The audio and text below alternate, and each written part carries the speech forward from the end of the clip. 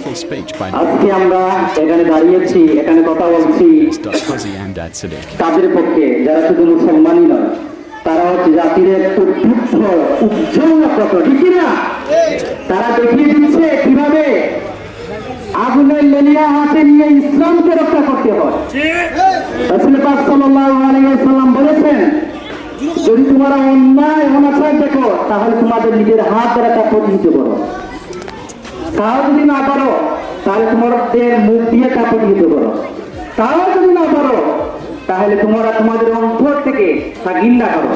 তাহলে আমরা প্রথম দিক দিয়ে আমরা পারবো না, ক্যাপাবিলিটি নেই, কিন্তু দ্বিতীয় ধাপ থেকে আমরা তো আমাদের মুখ থেকে ফিলিস্তিনের প্রতি সংহতি প্রকাশ করতে পারবো না?